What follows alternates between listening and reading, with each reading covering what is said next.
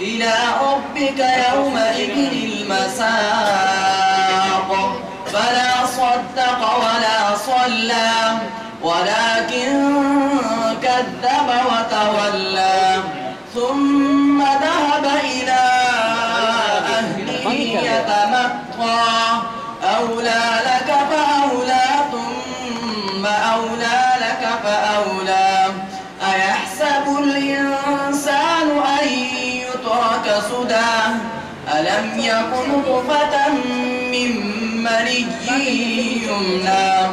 ثم كان علقة فخلق فسوى